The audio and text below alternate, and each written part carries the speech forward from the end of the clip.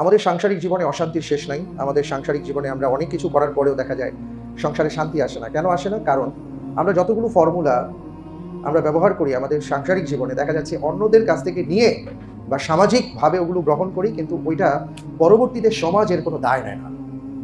কারণ সমাজের এমন অনেক পার্ট আছে, অনেক কিছু আছে যেটা মনুষ্য রচিত, শয়তান দ্বারা প্রভাবিত, এবং সেটা মানুষ যখন অ্যাপ্লাই করে তখন স্বাভাবিকভাবে সে শান্তি পাবে না। শান্তি যদি পেতে চাই স্বামী স্ত্রীর মাঝে সাংসারিক জীবনে, তাহলে আপনাকে কোরআনিক ফর্মুলায়, হাদিসিক ফর্মুলায় আসতে হবে। তো আজকে এই ব্যাপারে কয়েকটা কথা বলবো। চমৎকার কিছু কথা আছে কোরআন কারীমের মধ্যে, যে আমাদের স্বামী স্ত্রীর সম্পর্কটাকে ইসলাম কিভাবে দেখছে, আল্লাহ তাআলা আমাদেরকে কি বলেছে, এই ব্যাপারটা ইনশাআল্লাহ তাআলা বলার চেষ্টা করবো বিতাওফিকিল্লাহ। এবার আসছি যে কোরআন স্বামী স্ত্রীর সম্পর্কটাকে কি বলেছে। আমি বিয়ের খুতবাতে এই কথাটা বলি, আবারও আপনাদেরকে বলছি।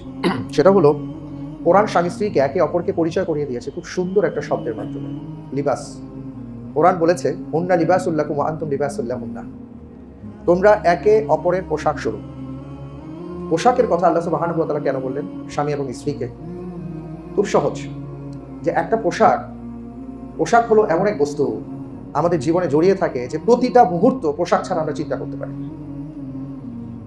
আপনি যেই হন, যে কোনো অবস্থাতেই থাকুন না কেন, আপনার গায়ে একটা পোশাক থাকতেই হবে। এটা ছাড়া আপনি কোনোদিন কখনো ভাবতে পারেন না।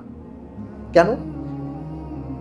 কারণ এই পোশাক আপনাকে, প্রথমত এই পোশাক সবসময় আপনাকে আগলে রাখে, আপনাকে জড়িয়ে রাখে। আল্লাহ রাব্বুল আলামিন পোশাকের সাথে তুলনা দিয়ে বুঝিয়ে দিলেন যে স্বামী আর স্ত্রীর সম্পর্কটা এমন হয়ে যায় যে একে অপরকে সব সময় আগলে রাখবে। মুহূর্তের জন্য কেউ কাউকে চোখ ছাড়া করবে না, দৃষ্টির বাইরে কেউ থাকবে না। এই দুজন সবসময় একসাথে থাকবে, অর্থাৎ একে অপরকে আগলে রাখবে যেভাবে পোশাক মানুষকে আগলে রাখে। দ্বিতীয়ত, পোশাকের কাজ হলো আমাদের সম্ভ্রম, আমাদের ইজ্জতকে, আমাদের আব্রুকে সে রক্ষা করে। তো স্বামী তার স্ত্রী, স্ত্রী তার স্বামীর জন্য তার সম্মান, তার মর্যাদা, তার আব্রু, এগুলো রক্ষা করবে একে অপরকে।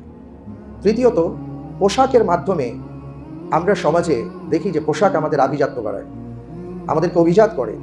এই পোশাক আমাদের সৌন্দর্য ফুটিয়ে তোলে। তো নারীর জন্য পুরুষ, স্ত্রীর জন্য স্বামী, স্বামীর জন্য স্ত্রী একে অপরের পোশাক স্বরূপ এমন হবেন যে একে অপরের মর্যাদার প্রতীক হবেন।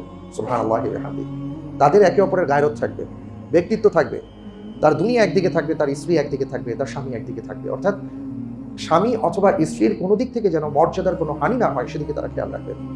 কি চমৎকার একটা শব্দ দিয়ে আল্লাহ তাআলা বুঝিয়ে দিয়েছেন, হুন্না লিবাসুল লাকুম ওয়া আনতুম লিবাসুল লাহুন্না, তোমরা একে অপরের পোশাক। এটা আমরা পোশাক খুলে ফেলি। রাসূল সাল্লাল্লাহু আলাইহি ওয়াসাল্লাম কঠিনভাবে নিষেধ করেছেন, নারীরা একসাথে বসলে, হাদিসের ভাষায় বলছি এবং এটাই বাস্তব, একসাথে বসলে কার স্বামী